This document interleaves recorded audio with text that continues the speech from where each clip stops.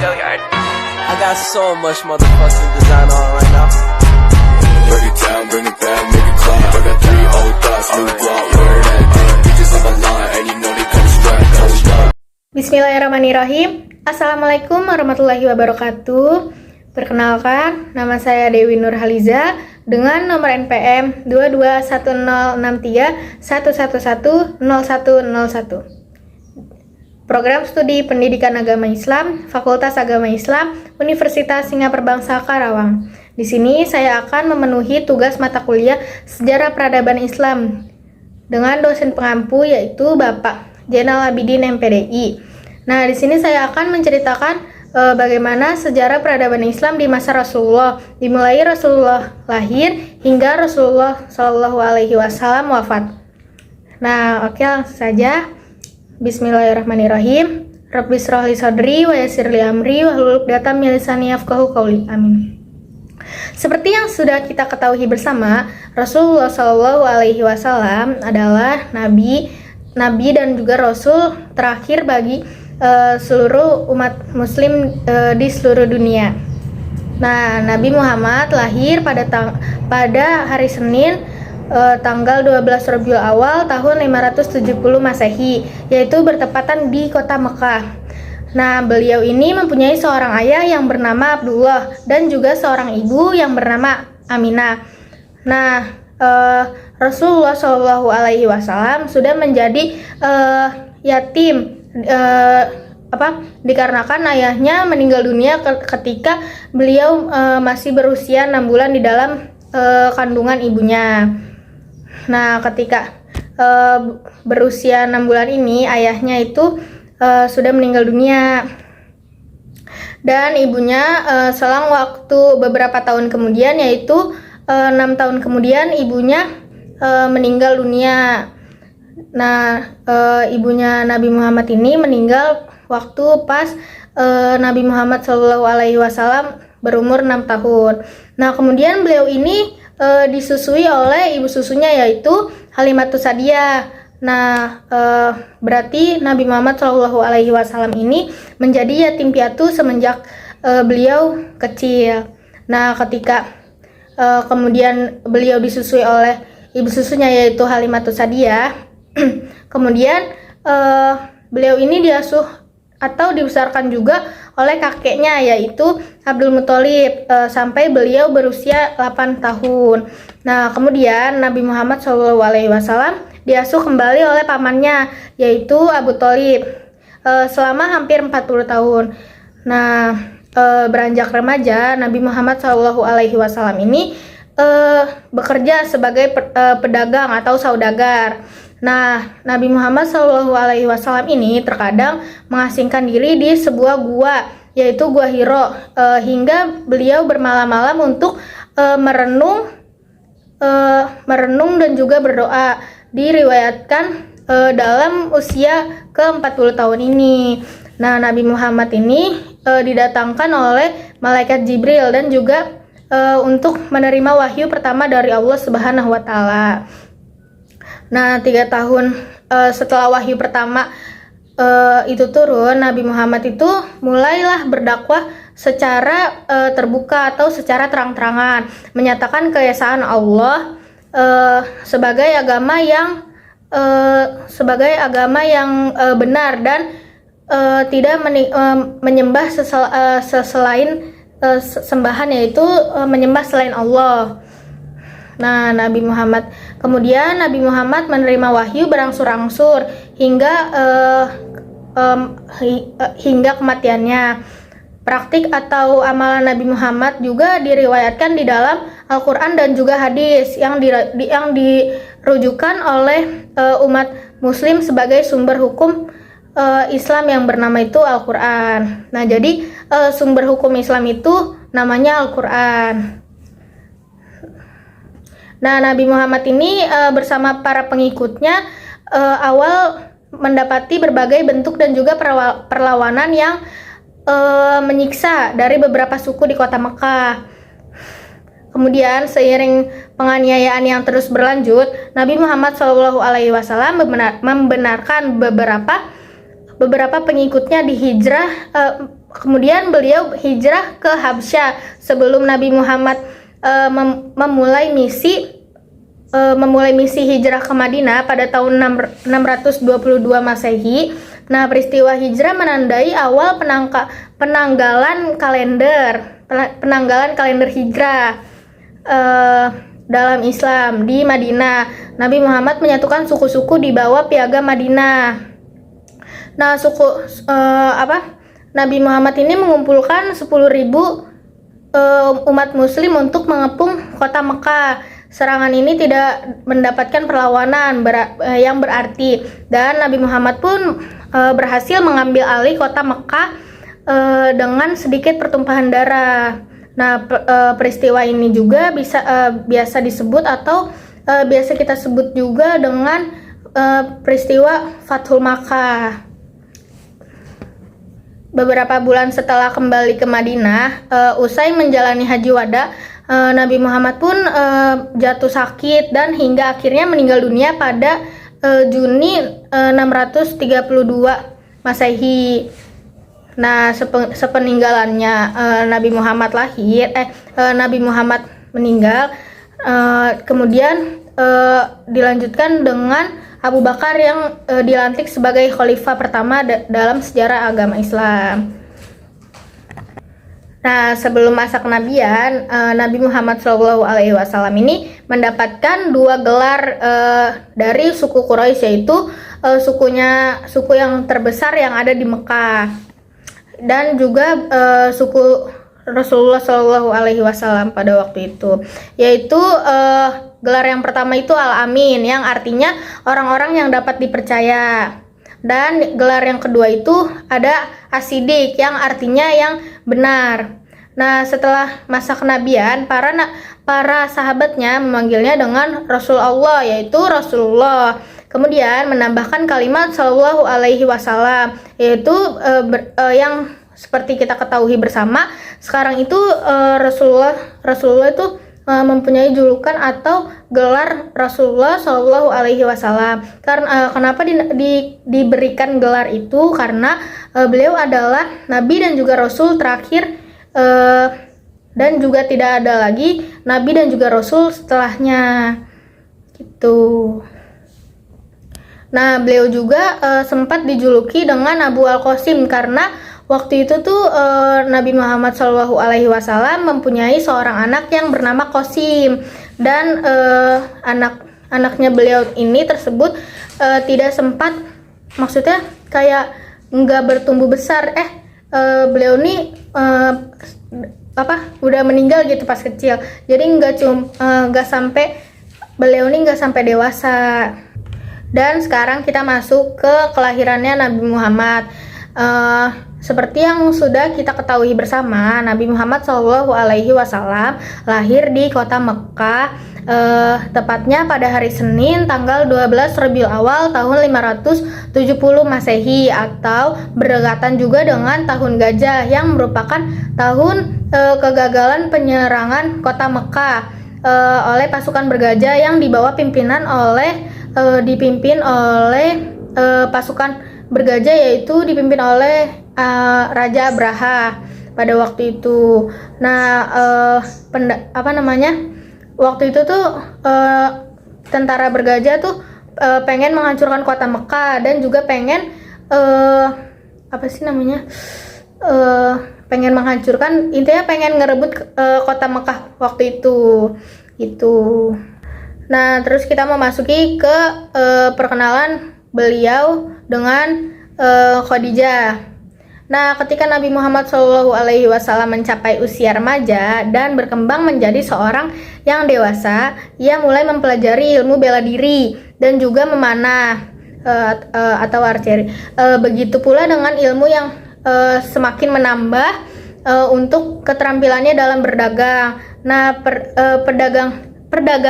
perdagangannya ini pun menjadi hal yang umum dilakukan dan dianggap sebagai salah satu pendapatan yang paling stabil. Nah, Nabi Muhammad ini sering menemani pamannya berdagang ke arah utara, dan kabar tentang kejujuran dan sifatnya yang dapat dipercaya menyebar sangat luas dan juga sangat cepat. membuatnya mereka tuh jadi pada percaya sama Nabi Muhammad sebagai agen penjualan perantara barang dagangan penduduk kota Mekah. Nah, salah seorang yang mendengar tentang kabar adanya anak muda yang bersifat jujur dan juga dapat dipercaya dalam berdagang dengan adalah salah seorang yang mendengar tentang kabar adanya anak muda yang sangat jujur dan juga dapat dipercaya dalam berdagang dengannya adalah seorang janda yang bernama Khadijah binti Khuwailid. Nah, ia adalah seorang yang memiliki status paling tinggi di kalangan suku Arab. Sebagai seorang pedagang, ia juga sering mengirim barang dagangannya ke berbagai pelosok daerah di tanah Arab. Reputasi Muhammad membuat Khadijah mempercayakan untuk mengatur barang dagangannya si Khadijah ini. Muhammad dijanjikan olehnya dan akan dibayar 2 kali lipat, dan Khadijah sangat terkesan kepadanya. Ketika sekembalinya Nabi Muhammad ini, setelah kembalinya Nabi Muhammad berdagang ini, Nabi Muhammad membawakan hasil yang sangat luar biasa gitu, yang sangat banyak gitu. Kayak si Khadijah binti Khuwailid ini kayak nggak percaya gitu. Nah, seiring berjalannya waktu, akhirnya Nabi Muhammad SAW ini menikah dengan Khadijah binti Khuwailid. Mereka menikah pada saat Nabi Muhammad SAW berusia 25 tahun.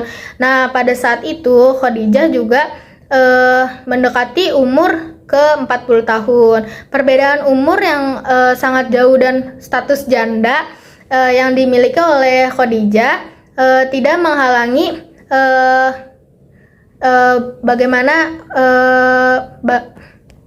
perbedaan umur yang jauh dan status janda yang dimiliki oleh Khadijah ini tidak menjadi halangan bagi mereka berdua. Nah, walaupun pada waktu itu tuh suku Quraisy nih lebih mementingkan atau lebih lebih menyarankan gitu, menikahlah dengan seorang gadis melainkan dengan seorang janda. Nah, ketika Nabi Muhammad SAW berusia 35 tahun, ia bersama kaum Quraisy dalam perbaikan Ka'bah. Pada saat itu pemimpin atau pimpinan suku Quraisy berdebat dengan Nabi Muhammad tentang siapa yang berhak meletakkan batu Hajar Aswad. Nah, Nabi Muhammad dapat menyelesaikan masalah tersebut dan memberikan penyelesaian dengan adil. Nah, saat itu ia dikenal di kalangan suku-suku Arab karena sifatnya yang sangat terpuji, karena beliau ini sangat baik dan juga sangat dipercaya oleh masyarakat Arab pada waktu itu. Nah, diriwayatkan pula bahwa Nabi Muhammad nih orang yang sangat dipercaya sepenuhnya dengan keesaan Allah, hidup dengan amat sederhana,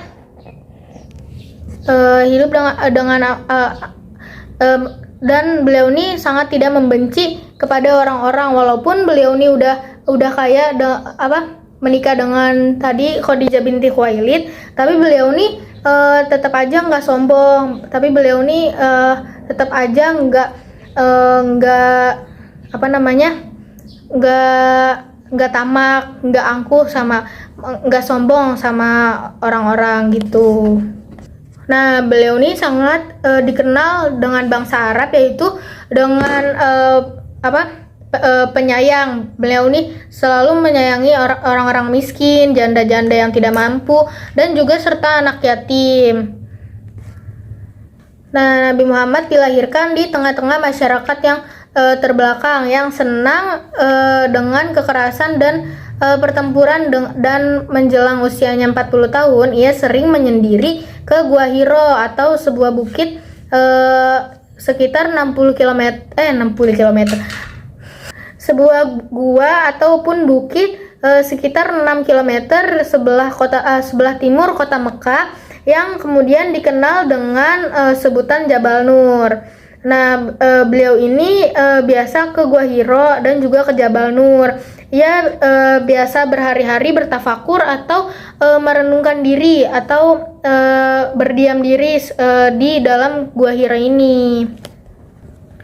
Nah, Nabi Muhammad SAW ini pertama kali diangkat sebagai Rasul dan juga Nabi di malam hari pada tanggal 17 Ramadan atau bertepatan dengan tanggal 6 Agustus 611 Masehi, yang dimana oleh malaikat Jibril Malaikat Jibril datang dan menyampaikan wahyu pertama kali kepada Rasulullah SAW dan diturunkanlah surat Al-Alaq ayat 1-5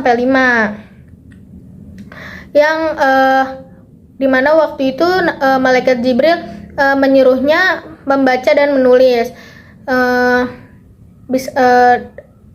tersebut juga di dalam surat Al-Alaq yang berbunyi Iqra bismi rabbikal ladzi khalaq, yaitu bacalah dengan menyebut dengan nama Tuhanmu yang menciptakan. Khalaqal insana min alaq, dia telah menciptakan manusia dari segumpal darah.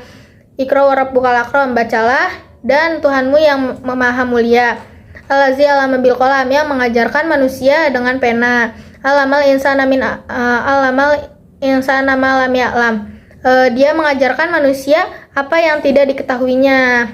Nah, Nabi Muhammad SAW ini menerima wahyu yang sangat berangsur-angsur dalam jangka waktu 23 tahun. Ayat-ayat tersebut diturunkan berdasarkan kejadian yang faktual yang sedang terjadi pada waktu itu, sehingga hampir setiap ayat Al-Quran turun disertai oleh asbabun nuzul atau penyebab-penyebab kenapa ayat Al-Quran itu tersebut. Nah, selama 3 tahun pertama sejak pengangkatan sebagai Nabi dan juga Rasul, Nabi Muhammad hanya menyebarkan agama Islam secara terbatas di kalangan teman-teman terdekatnya dan juga para sahabatnya. Hal ini juga mencegah timbulnya reaksi akut dan masif dari kalangan bangsa Arab saat itu yang sudah terasimilasi budayanya dengan tindakan-tindakan amoral. Nah, kebanyakan dari mereka yang sudah mempercayai beberapa ajaran-ajaran yang telah diajarkan oleh Nabi Muhammad SAW pada awal masa itu, ada anggota yaitu anggota keluarganya dan juga para kerabatnya. Nah, kemudian beberapa kerabat dan juga keluarganya ini masuk Islam.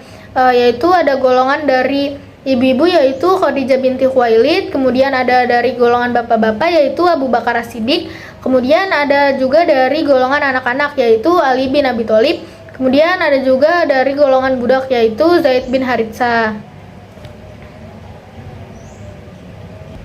Nah, sekitar tahun 613 Masehi atau 3 tahun setelah penyebaran ajaran Islam yang disebarkan secara diam-diam, kemudian Nabi Muhammad SAW ini mencoba untuk melakukan penyebaran agama Islam secara terbuka atau secara terang-terangan.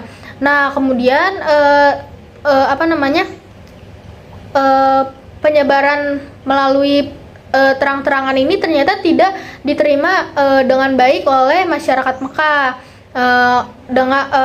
Mereka tidak menerima atau mereka merespon dengan tidak baik, dan sangat keras dan juga masif. Nah, hal ini disebabkan juga olehnya yang bertentangan dengan apa yang sudah menjadi budaya dan juga pola pikir masyarakat Mekah pada saat itu. Dan pada saat itu juga Mekah ini sedang dipimpin oleh pamannya yaitu Abu Jahal yang sangat jahat, yang terdapat juga dalam surat Al-Lahab, yaitu menceritakan tentang Abu Lahab itu.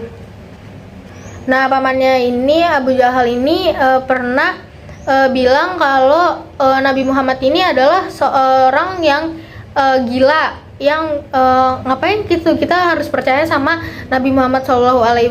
Nah, Abu Jahal pernah berkata seperti itu.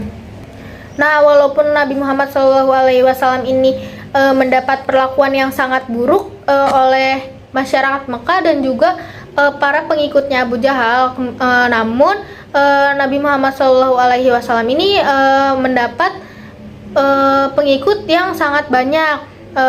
Kemudian menyebarkan ajaran-ajaran Islamnya ini di negeri-negeri yang lain seperti negeri Syam, negeri Persia dan juga kawasan Arab yang lainnya.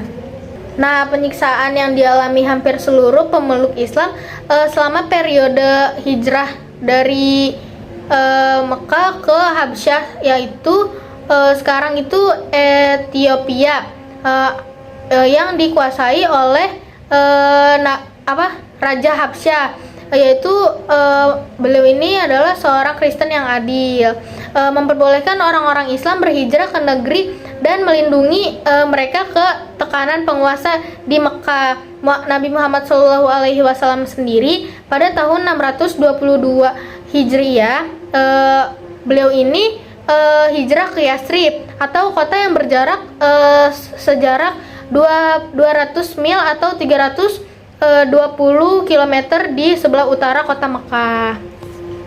Nah, di antara ajarannya ini ialah sekumpulan orang dari Yathrib. Mereka menemui Nabi Muhammad SAW dan beberapa orang yang telah terlebih dahulu memeluk agama Islam dari Mekah ke suatu tempat yang bernama Aqabah secara sembunyi-sembunyi. Setelah menganut Islam, mereka selalu bersumpah untuk melindungi para pemeluk agama Islam dan juga Nabi Muhammad dari kekejaman penduduk Mekah. Dan kemudian tahun berikutnya sekumpulan masyarakat Islam dari Yathrib datang lagi ke kota Mekah. Mereka menemui Nabi Muhammad SAW di tempat mereka bertemu sebelumnya. Nah, di kota Madinah ini pemerintahan Islam diwujudkan di bawah pimpinan Nabi Muhammad SAW. Umat Islam bebas beribadah dan bermasyarakat di kota Madinah, begitupun pula minoritas Kristen dan juga Yahudi. Nah, dalam periode setelah hijrah ke Madinah, Nabi Muhammad sering mendapatkan serangan teror dan juga ancaman dan juga pembunuhan yang ia terima dari penguasa kota Mekah. Akan tetapi semuanya dapat teratasi lebih mudah dengan umat Islam yang saat itu bersatu di kota Madinah. Nah, kemudian Rasulullah SAW ini memimpin umat Islam menunaikan ibadah haji untuk memusnahkan semua berhala yang ada di sekeliling Ka'bah dan kemudian memberikan amnesti umum dan menegakkan peraturan Islam di kota Mekah. Nah, pada hari terakhirnya Nabi Muhammad SAW ini mengalami penyakit yang sangat serius. Ia meminta supaya dirinya dirawat di rumahnya Aisyah, yaitu seorang anaknya yang merupakan Nah, pada saat itu Nabi Muhammad SAW diantarkan oleh Ali bin Abi Thalib dan juga Abbas dengan kakinya yang sangat terseret-seret di tanah. Nah, Aisyah ini melaporkan bahwa ketika di rumahnya Nabi Muhammad sering berkata, "Wahai Aisyah, aku masih merasakan sakit yang diakibatkan oleh aku makanan yang aku makan di Khaybar, dan pada saat ini aku merasa pembuluh jantungku seperti sedang dipotong oleh racun itu."